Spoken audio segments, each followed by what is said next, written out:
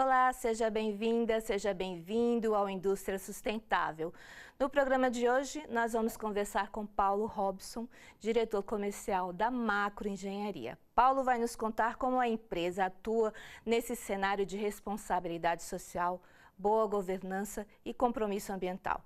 Alcileia Farias, gestora de ESG da FIEC, nossa comentarista, também está aqui para mais um Indústria Sustentável. Olá, Alcileia, seja bem-vinda. Obrigada, Cris. Olá, Paulo, seja muito bem-vindo à Indústria Sustentável. Muito obrigado pelo convite, né? Espero fazer valer esse convite e a gente poder dialogar bem, te colocando itens que são da prática do dia a dia, que a gente sabe que pode contribuir. Com certeza. E eu já queria começar, Paulo, pedindo para você nos contar um pouquinho da história e da trajetória da Macro Engenharia. É uma trajetória muito bonita, né? Nós temos o nosso fundador, José Fernando Rodrigues, fundou a nossa empresa há 47 anos atrás. Nós somos uma empresa cearense, trabalhamos com movimentação de carga, trabalhamos com soluções para a indústria, soluções para toda a cadeia, na verdade, de fornecimento. Nos propomos a ser uma empresa de soluções, né? Inclusive, um dos nossos direcionadores, somos uma empresa de solução que transforma o mundo, né? Então, nós acreditamos nisso. Como eu disse, somos uma empresa cearense que atuamos em todo o território nacional, atuamos no Brasil todo, nas grandes companhias do Brasil, e é motivo de muito orgulho para nós atuar em todo o Brasil e sermos uma empresa cearense. Paulo, você mencionou que a Macro é, de fato, em essência, uma empresa de soluções. Isso implica em serviços de logística? Como é que é a atuação? Atua no Porto do Pecém? Como é que é esse dia a dia da empresa? Nossa empresa é uma empresa muito interessante porque nós trabalhamos em diversos setores do mercado. Nós trabalhamos no setor portuário, no setor de siderurgia, no setor de mineração, no setor de óleo e gás. Então, nós trabalhamos com esses grandes projetos, com esses grandes players, e isso vai ser um pouco do que nós vamos conversar, porque uma vez dentro destes projetos, nós muitas vezes até iniciamos trabalhando com o serviço de movimentação de carga e logística, mas devido a esse DNA da nossa empresa, já desde o nosso fundador, nós sempre tivemos um olhar voltado para ser uma empresa de solução. Então, nós sempre nos flexibilizamos em relação a entender a necessidade do nosso cliente e propor uma solução que seja bastante eficiente para ele. E isso tem sido um pouco do nosso dia a dia ao longo desses 47 anos. Você mencionou essa atuação diversificada, mas com foco em infraestrutura, que é uma área que é determinante do funcionamento da economia como um todo, né, Paulo? E eu queria que você me dissesse como é que você avalia o momento do seu negócio, mas aí contemplando toda essa cadeia que você atende nesse momento no Ceará e no país.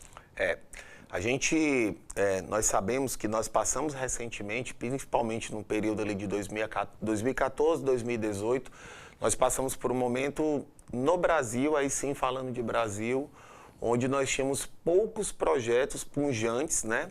Que de fato fosse transformador dentro da cadeia e que exigisse, por exemplo, dentro do nosso negócio, um quantitativo de pessoas e de equipamentos muito grande.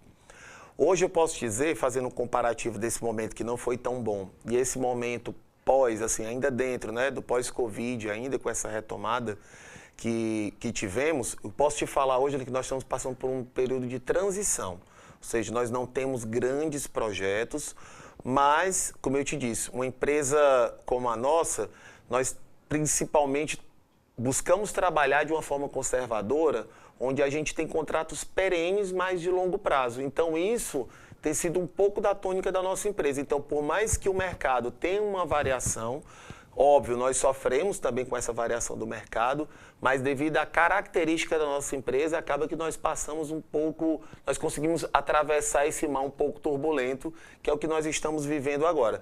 Mas eu tenho a expectativa que isso, nos próximos anos, tenha a trazer um movimento, principalmente aqui no Ceará. Eu acredito que nós vamos falar disso, desse movimento do hidrogênio verde, né? Ali na região portuária do Pecém. Eu acredito que a gente vai vir com bons momentos.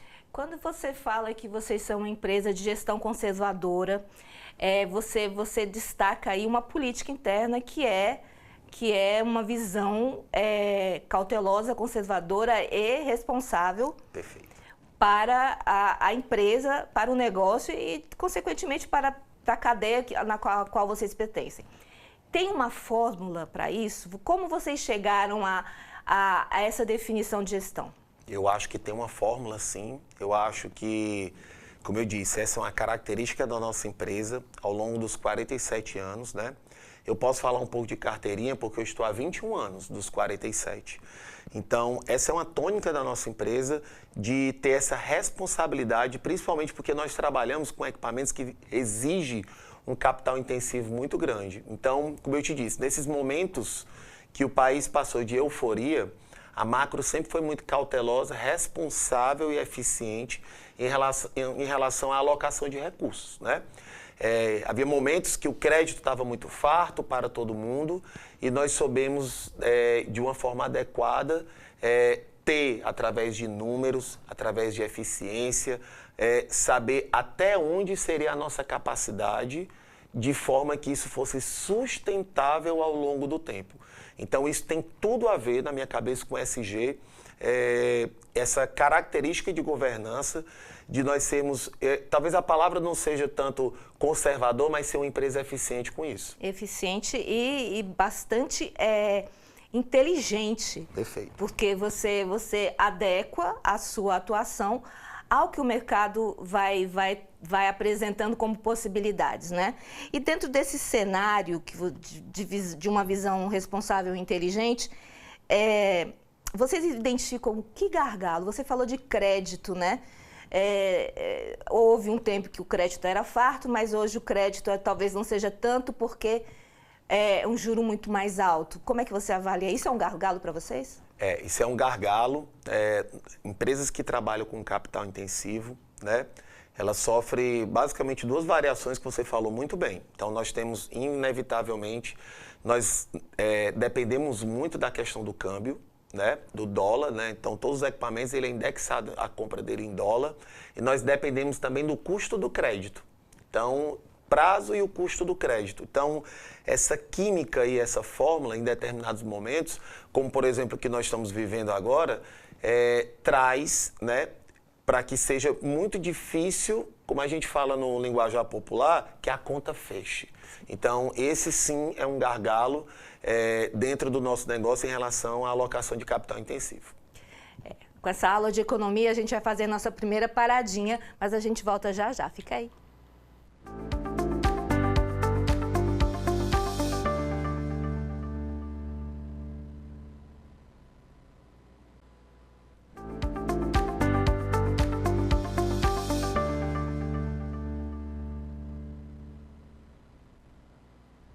Estamos de volta. Hoje nós estamos entrevistando Paulo Robson, diretor comercial da Macro Engenharia. Paulo, a gente terminou falando de um dos gargalos que o setor enfrenta e eu queria perguntar para você se você falou de ativo financeiro, eu quero saber de ativo humano agora. Como é que é essa questão para vocês? Uma empresa como a nossa, que se propõe a trabalhar com solução, basicamente nós trabalhamos em duas vertentes, né? De ativos, que nós falamos, quais eram os gargalos, mas o principal, que é gente, né? Tem um gargalo importante que é a formação, né? Os grandes projetos, né, no Brasil, eles não acontecem, Cris, nas grandes capitais. Eles acontecem geralmente nas regiões que estão em desenvolvimento. Então, é fundamental, inclusive, trazendo o tema do SG, que essa comunidade, esse relacionamento da nossa empresa com a comunidade, ele passe pelo desenvolvimento das pessoas, para que aquelas pessoas elas participem desde o início dessa construção e depois dessa manutenção dos projetos que nós estamos montando. Então, talvez o grande legado que eu posso te dizer da nossa empresa é essa capacidade de, junto com grandes parceiros, e aqui eu não posso deixar de citar, né, a FIEC, o Senai, né, o IEL, eu não posso deixar de citar porque eles são grandes parceiros nessa formação das pessoas para que a gente consiga desenvolver e a gente consiga captar localmente esse capital humano, né, trazendo o que a gente sabe fazer de melhor, né? propondo soluções a esses grandes players internacionais que chegam no nosso país e falando de forma muito específica que chegam aqui no Ceará. Aucileia, você tem militado muito nessa questão da governança, que o ESG são 3 pilares, não é só a questão ambiental, muito importante, mas também tem o pilar da governança e da gestão. E da preparação das pessoas para atuar nas empresas. Esse modelo adotado pela Macro, como é que você avalia? Extremamente necessário. É imperativo que as empresas hoje atuem com esse olhar de gerir pessoas. São 2 recursos essenciais para qualquer base de negócios, em especial a indústria. É o recurso humano e o recurso natural. Tendo uma boa gestão que consiga implementar práticas que garantam a sustentabilidade, ou seja, a longevidade do negócio, essas práticas devem ser pautadas em critérios humanos, respeitando os direitos trabalhistas, fazendo com que esse capital humano faça parte desse negócio. E fazendo parte, os resultados são o que são, resultados. É a entrega, E vem com certeza... O pilar governança é a base de tudo. Vem com certeza afirmativa. Você diria, Paulo, que no seu setor, todas as empresas estão na mesma página, no mesmo nível, no mesmo patamar? Como é que você classifica esse cenário? Esse é um questionamento importante, Cris. Por quê?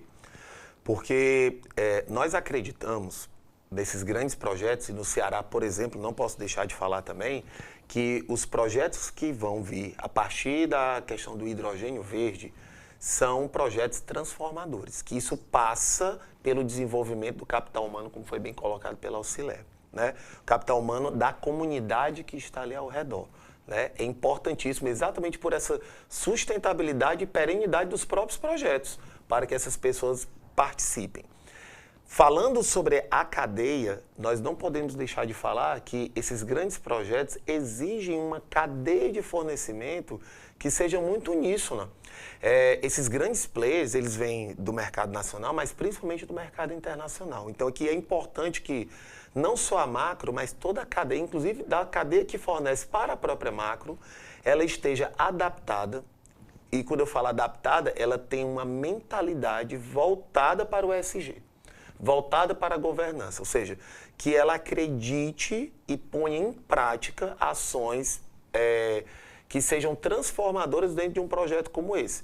Eu não posso ser um fornecedor para este grande player que vai vir, colocar um projeto aqui e eu ter a cadeia que trabalha junto comigo que não esteja trabalhando na mesma sintonia com os mesmos valores, digamos assim, daquilo que a gente acredita que seja trabalhando lá. Então, hoje é desta forma, Cris?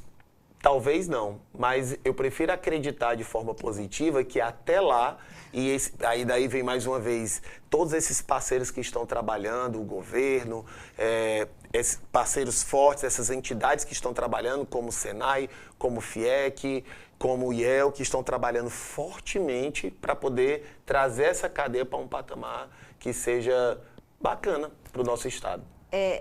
A gente escuta você falando e a gente percebe claramente que ESG não é mais uma...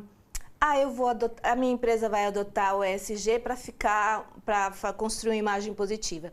ESG hoje é um negócio.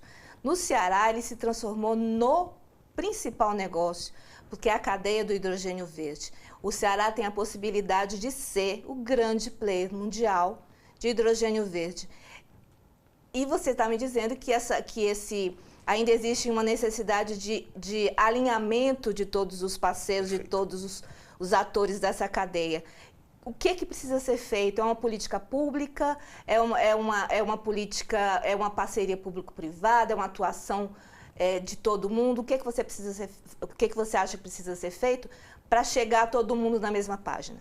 Perfeito. Eu acho que quando você tem todos os vetores caminhando para o mesmo lugar, eu acredito que isso torna o processo mais fácil. Mas nós da Macro, nós acreditamos que o ESG são uma série de ações práticas, né, que são colocadas no dia a dia, né? Essa não pode ser uma ação voltada especificamente onde o que está te motivando a levar seja um projeto específico. Ele tem que ser um projeto de companhia, ou seja, para a longevidade da companhia. Ele não pode ser para o projeto do hidrogênio verde. Nós já trabalhamos, por exemplo, na cadeia de energia limpa já há muitos anos. Nós fomos uma das primeiras empresas no Brasil a trabalhar, por exemplo, na cadeia de energia renovável na eólica. Né? E esses players são internacionais, então eles já vêm com essa mentalidade. Então, a Macro, ela não é que ela está se adaptando para isso, ela é um modelo do nosso, é o que nós acreditamos. Então, eu estou te colocando isso porque a gente não pode colocar todas as fichas que vai ser através do governo, não, tem que ser, acho que, um modelo da empresa, eu acho que é uma questão de decisão, né? Agora, eu não posso deixar de falar que, por exemplo, certificações, e aqui nós temos uma pessoa espetacular que pode falar sobre isso, auxilia nessa transformação de mentalidade da empresa para que ela se torne uma empresa ESG. E sobre certificação e sobre como as empresas se preparam para esse momento, para atingir o patamar da Macro, a gente vai falar sobre isso no próximo bloco com a Auxilé. Fica aí que a gente volta já já.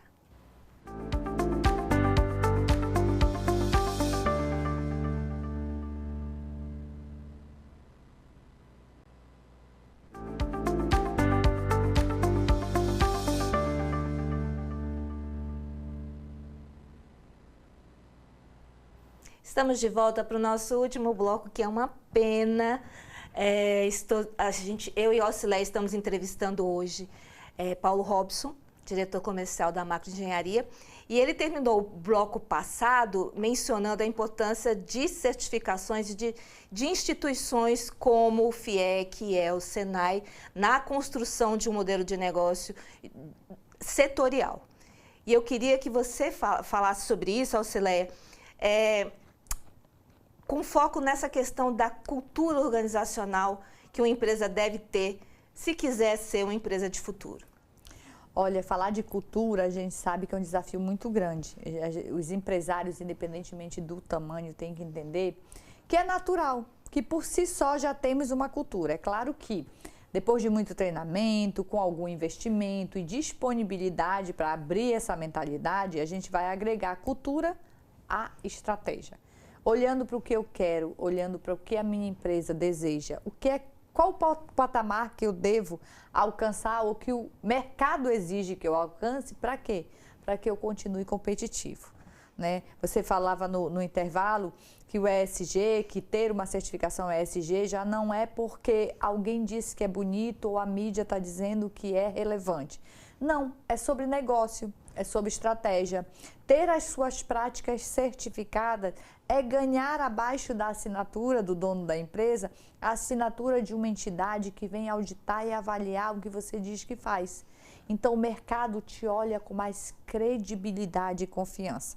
Esse processo de auditoria feito de forma íntegra, de forma ética e imparcial é que traz essa segurança. Hoje é uma exigência, não é uma escolha.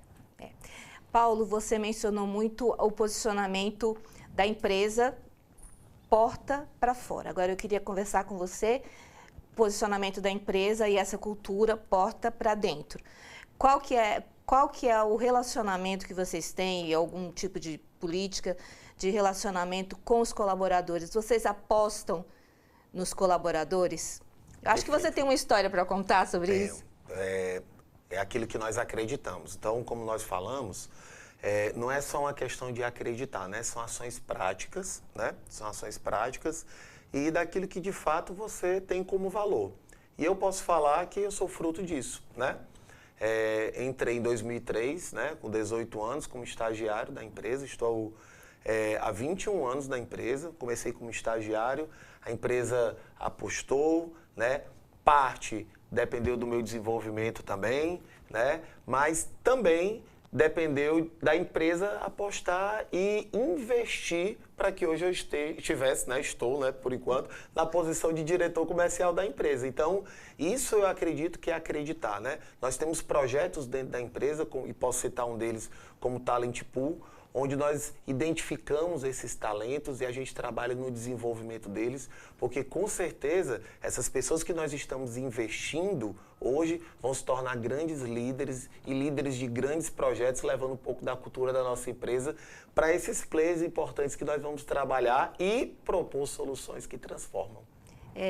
Cada vez mais, Aucileia, as grandes empresas, as empresas que estão mais bem colocadas e consolidadas no mercado, especialmente o nosso, né? A gente fala do nosso mercado, mercado cearense, estão apostando nessa qualificação dos seus colaboradores, dos seus, às vezes até dos fornecedores, do entorno. A gente já teve casos aqui de qualificação do entorno da empresa.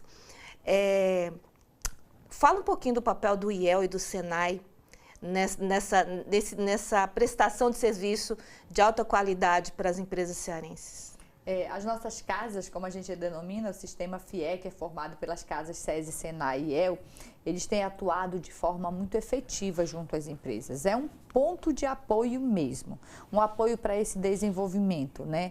O IEL construiu uma história há muitos anos como um dos players mais importantes na formação de mão de obra, em especial para a indústria mesmo. Então, o Senai tem diversos cursos, formando mão de obra técnica especializada em determinadas áreas. Já estamos com várias turmas abertas para atender essas necessidades que vai chegar já, e algumas já chegaram, que está aí a cadeia de valor do hidrogênio verde. O IEL, em especial, no desenvolvimento de liderança. Nós temos cursos formados por profissionais até internacionais, que formam o líder. Porque perceba, todo profissional, assim como o Robson lá atrás, quer crescer, quer construir uma história. Claro que depende muito dele, mas depende da empresa também identificar talentos. Todo ser humano tem o seu talento, tem a sua peculiaridade, tem o seu desejo de crescimento. E o IEL faz também isso, essa identificação de perfil. É substancial que a empresa identifique o perfil de cada um dos seus colaboradores para apostar de maneira assertiva. E o resultado, como eu disse no outro bloco, é o que é o resultado, é a entrega. A entrega. Um funcionário satisfeito com certeza entrega mais. Entrega bastante mais. É fácil o relacionamento das lideranças da Macro com a base dos colaboradores? Não só é fácil, como é necessário, né? O líder da macroengenharia que não gosta de gente, ele não é um líder, né? E quando nós buscamos talentos para a nossa empresa e que nós trabalhamos no desenvolvimento dele, nós estamos buscando principalmente pessoas que, primeiramente e primordialmente, valorizem as pessoas, gostem de gente, né? A partir daí, todas as outras coisas acontecem por consequência, desde o cuidado do ativo, né? O cuidado com o nosso cliente, mas primordialmente nós acreditamos em lideranças que acreditem nas pessoas e que sejam pessoas que estão ali para apoiar e dar suporte aos liderados. Então, essa é a nossa crença. E eu acho que tem dado certo, porque nós estamos aí há 47 anos e nós queremos passar por mais outro ciclo grande aí de projetos do nosso país. É música para os meus ouvidos. Ouvir um empresário, um executivo, alto executivo falar dessa forma. E eu queria que você, como a gente está chegando ao final, deixasse uma mensagem de futuro. Como é que você vislumbra o futuro do seu negócio, mais contextualizado aqui no nosso estado? Eu acredito não só falando da Macro, mas de toda a cadeia, né? Nós acreditamos que uma cadeia fortalecida, ela fortalece a cadeia como um todo e os projetos que neles virão, né? Eu acredito muito que no futuro todos os players internacionais e nacionais vão olhar para o nosso estado e vão dizer: eu vou colocar o meu projeto ali porque nós temos uma cadeia fortalecida, e uma cadeia fortalecida que eu não estou olhando só para a Macro. Eu tenho uma visão otimista de tudo, né? E eu acredito muito que o estado do Ceará, né, encabeçado, como eu disse, por grandes entidades como a FIEC, né, e aqui eu não posso deixar de citar o nome do Dr. Ricardo Cavalcante, vem encabeçando isso muito lindamente. Nós vamos sim nos tornar referência em todo o país como um estado que tem uma cadeia fortalecida e que aqui venha, que você vai ser muito bem recebido com empresas eficientes. Que assim seja. Alcileia, muito obrigada pela sua presença. Até a próxima semana. Até a próxima semana, Cris. Obrigada, Robson. Muito obrigado. Robson, muito obrigada. Foi um programa lindo. Você trouxe mensagens incríveis. Muito obrigada. Sinta-se convidado a voltar. Eu que agradeço. Já vou ficar esperando aí o próximo convite. Nós temos muito para conversar. E principalmente para poder aprender com vocês também nesses momentos e a gente poder levar um pouco desse otimismo, né, que eu acredito que é peculiar do cearense, né? Nós somos otimistas por natureza, eu acho que é uma excelente oportunidade de a gente trocar boas informações. E aqui na TV Otimista, a gente volta na segunda-feira e quer contar com a sua presença. Até lá!